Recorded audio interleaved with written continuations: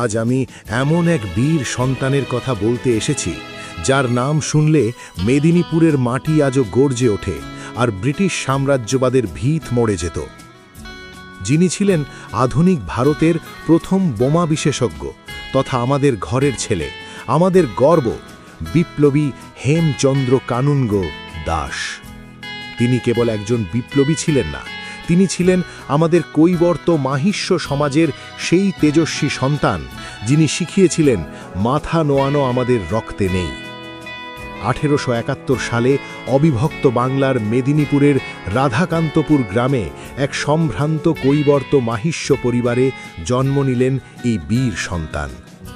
ছোটবেলা থেকেই তার চোখে ছিল স্বপ্ন আর বুকে ছিল দেশপ্রেম।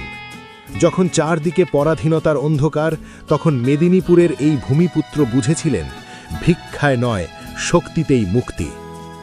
তিনি পড়াশোনা শেষ করে সরকারি চাকরি করলেও দেশের পরাধীনতা তাকে অত্যন্ত বিচলিত করত। তাই বিপ্লবী আদর্শে উদ্বুদ্ধ হয়ে তিনি চাকরি ছেড়ে পুরোপুরি স্বাধীনতা সংগ্রামে নিজেকে উৎসর্গ করেছিলেন। বন্ধুরা, 1906 সাল ছিল ভারতের বিপ্লবী ইতিহাসের এক সন্ধিক্ষণ। যখন বঙ্গভঙ্গ বিরোধী আন্দোলনে উত্তাল সারা বাংলা, তখন হেমচন্দ্র বুঝলেন কেবল লাঠি আর তলোয়ার দিয়ে ব্রিটিশের কামান ঠেকানো যাবে না, প্রয়োজন আধুনিক বিস্ফোরক। নিজের পৈতৃক সম্পত্তি বিক্রি করে তিনি পাড়ি জমালেন সুদূর ফ্রান্সে। সেখানে এক রুশ বিপ্লবীর কাছে শিখলেন আধুনিক বোমা তৈরির কৌশল। 1908 সালে তিনি যখন ফিরে এলেন, সঙ্গে নিয়ে এলেন বারুদ আর আগুনের মন্ত্র। কলকাতার মানিকতলা বাগানবাড়িতে তাঁর হাত ধরেই তৈরি হল বিপ্লবীদের গোপন পরীক্ষাগার। 1908 সালের কিংসফোর্ড হত্যা প্রচেষ্টায় প্রফুল্ল চাকি ও ক্ষুদিরাম বসু ব্যবহৃত সেই বিখ্যাত বোমার থেকে শুরু করে আলিপুর বোমা মামলা, সব কিছুর নেপথ্যে ছিল এই সম্ভ্রান্ত কৈবর্ত মাহিষ্য সন্তান হেমচন্দ্র কানুনগোর তুখর মস্তিষ্ক। তাছাড়া হেমচন্দ্র কানুনগোর আরেকটি অনন্য কীর্তির কথা আমাদের মনে রাখা উচিত। 1907 সালে জার্মানির স্টুটগার্টে মাদাম ভিকাজি রুস্তম কামা যে ভারতের প্রথম স্বাধীনতার পতাকাটি উত্তোলন করেছিলেন, সেই ঐতিহাসিক পতাকার অন্যতম রূপকার ছিলেন এই মেদিনীপুরের কৈবর্ত মাহিষ্য সন্তান হেমচন্দ্র কানুনগো। ব্রিটিশরা তাকে জমের মতো ভয় পেত, তাই আলিপুর বোমা মামলায় তাকে বন্দি করে পাঠিয়ে দেওয়া হলো সুদূর আন্দামানের সেলুলার জেলে, যাকে আমরা কালাপানি বলি। বছরের পর বছর লোহার শিকল পায়ে অমানসিক শারীরিক ও মানসিক অত্যাচার সহ্য করেও হেমচন্দ্র কখনো মাথা নত করেননি।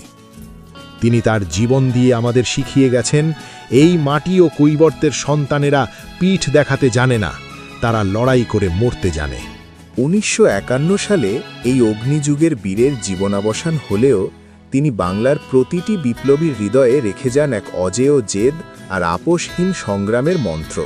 কিন্তু আজ আমাদের নিজেদের প্রশ্ন করার সময় এসেছে, যে হেমচন্দ্র কানুনগো নিজের সর্বস্ব ত্যাগ করলেন, আমরা কি তার যোগ্য উত্তরাধিকারী হতে পেরেছি? আমাদের কৈবর্ত মাহিষ্য সমাজ আজ কেন পিছিয়ে? আমরা সংখ্যায় 3.5 কোটিরও বেশি, কিন্তু আমরা বিভক্ত। হেমচন্দ্র শিখিয়েছিলেন ঐক্যই শক্তি। আজ আমাদের সমাজকে এক হতে হবে। দল মত নির্বিশেষে আমাদের পরিচয় হোক, আমরা বীর হেমচন্দ্র কানুনগো, বীরেন শাসমল, সুশীল কুমার ধারা, সতীশচন্দ্র সামন্তদের বংশধর। আজ এই মঞ্চ থেকে আমাদের দাবি তুলতে হবে। বাংলার মাটিতে আমাদের অবদান অপরিসীম, অথচ রাজনীতির অলিন্দে আমাদের কণ্ঠস্বর ক্ষীণ। আমাদের সমাজ থেকে উপযুক্ত প্রতিনিধি চাই বিধানসভায়, যারা আমাদের অধিকার, আমাদের শিক্ষা এবং আমাদের কর্মসংস্থানের কথা বলবে। আমরা আর দাবার ঘুঁটি হয়ে থাকব না, আমরাই এবার চাল দেব। হেমচন্দ্র বিদেশে গিয়ে বিদ্যা অর্জন করেছিলেন দেশের জন্য। আমাদের সন্তানেরও উচ্চশিক্ষায় শিক্ষিত হতে হবে। কলম আর মস্তিষ্কই হবে আমাদের আধুনিক অস্ত্র। বন্ধুরা, আজ রক্ত গরম করার সময় শুধু নয়, রক্তকে কাজে লাগানোর সময়। হেমচন্দ্র কানুনগোর সেই তেজ যেন আমাদের শিরায় শিরায় প্রবাহিত হয়। আসুন শপথ নিই, আমরা আমাদের সমাজকে ঐক্যবদ্ধ করব। আমরা আমাদের অধিকার ছিনিয়ে নেব। বিধানসভা থেকে পঞ্চায়েত, সর্বত্র আমাদের কৈবর্ত মাহিষ্য সমাজের বলিষ্ঠ কণ্ঠ শোনা যাবে। মনে রাখবেন, সিংহ যদি ঘুমিয়ে থাকে তবে শিয়ালরা রাজত্ব করে। আমরা আর ঘুমিয়ে থাকব না। আমাদের পূর্বপুরুষেরা লড়াই করেছিল দেশ স্বাধীন করতে, আর আমাদের লড়াই আমাদের সামাজিক সম্মান ও রাজনৈতিক অধিকার প্রতিষ্ঠা করতে। জয় হিন্দ, জয় কৈবর্ত মাহিষ্য সমাজ। বিপ্লবী হেমচন্দ্র কানুনগো অমর রহে।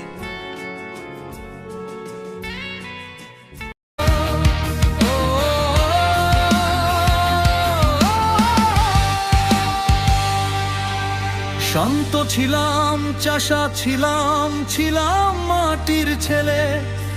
ভাবলি তোরা বোকা মোদের যাবি পথে ফেলে।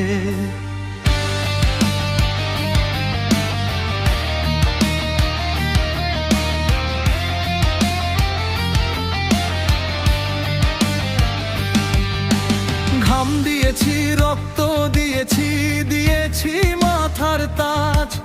আর কতকাল সইব আমরা এই বঞ্চনার লাজ। ওরে সারালে 3 কোটি বুক, 3.5 কোটি শ্বাস। আর কতকাল হবি তোরা রাজনীতি হুরদাস। দিল্লির মসনদ কি বা বাংলার ছাদ, মাহিষ্য কৈবর্ত চাইছে জবাব। হিসেব দে, জবাব দে, ইশতেহারের পাতা। আর কতকাল সইবি বলেই বঞ্চনার ব্যথা। হিসেব দে, জবাব দে, বাংলার ভাগ্য বিধাতা। 21 সালের ভোটের আগে কতই অঙ্গীকার।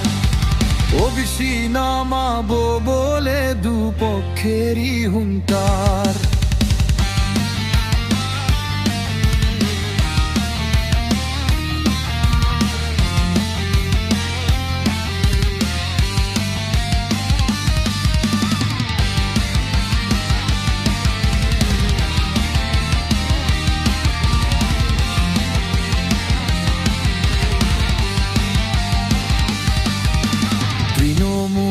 আর বিজেপি সবার একই খেলা।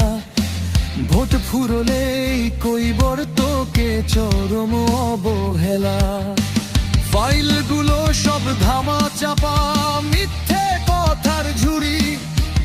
আমাদের ভোটে গদিতে বসে আমাদেরই সপ্ত চুরি। ভেবেছিস কি ভুলে গেছি, ভুলেছি সব ঋণ। 8 দশক ধরে চলছে তোদের শোষণের দিন। ওরে 3.5 কোটি বুক, 3.5 কোটি শ্বাস। আর কতকাল হবি তোরা রাজনীতির দাস।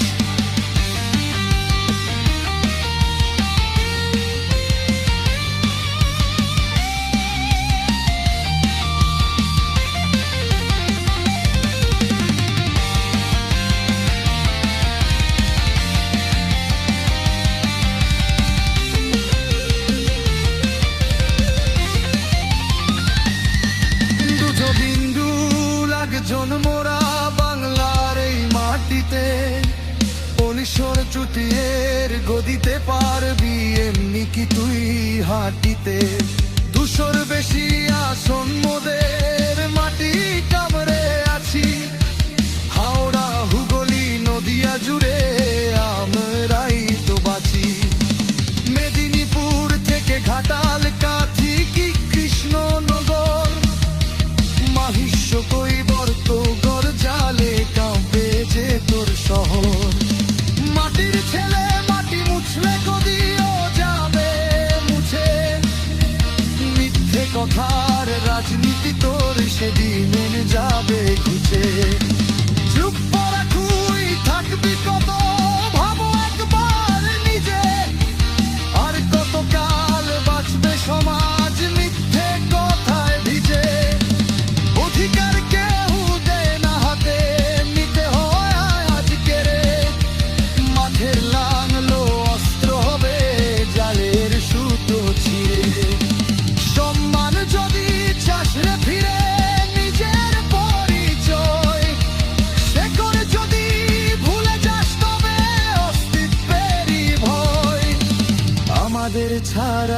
রাজনীতি সে তো এক শূন্য খাতা। আমরা ছিলাম, আমরাই আছি বাংলার ভাগ্য বিধাতা। অস্তিত্বের ভয়, তোদের অস্তিত্বের ভয়, জেগে ওঠো, প্রশ্ন করো, আমরা তবে কে?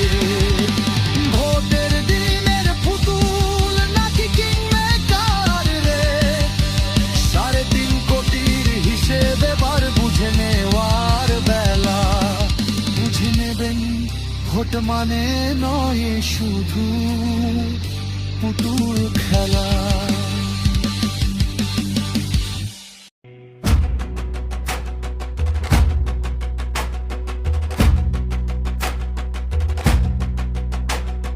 শান্ত ছিলাম, চাষা ছিলাম, ছিলাম মাটির ছেলে। ভাবলি তোরা বোকা, মোদের যাবি পথে ফেলে। ঘাম দিয়েছি, রক্ত দিয়েছি, দিয়েছি মাথার তাজ। আর কতকাল সইব আমরা এই বঞ্চনার লাজ? 3.5 কোটি বুক, 3.5 কোটি শ্বাস। আর কতকাল হবি তোরা রাজনীতির দাস? 3.5 কোটি বুক, 3.5 কোটি শ্বাস। আর কতকাল হবি তোরা রাজনীতির দাস? দিল্লির মসন্দ কি নবান্নের ছাদ? মহিষ্য কৈবর্ত আজ চাইছে জবাব। হিসেব দে, জবাব দে, ইশতেহারের পাতা। আর কতকাল সইবি বলেই বঞ্চনার ব্যথা? হিসেব দে, জবাব দে, বাংলার ভাগ্য বিধাতা। 21 সালের ভোটের আগে কতই অঙ্গীকার, ওবিসি করবে বলে দুপক্ষেরই হুঙ্কার। তৃণমূল আর বিজেপি সবার একই খেলা, ভোট ফুরলেই কৈবর্তকে চরম অবহেলা। ফাইলগুলো সব ধামা চাপা, মিথ্যে কথার চুরি। আমাদের ভোটে গদিতে বসে আমাদেরই সত্য চুরি। ভেবেছিস কি ভুলে গেছি, ভুলেছি সব ঋণ। 8 দশক ধরে চলছে তোদের শোষণের দিন।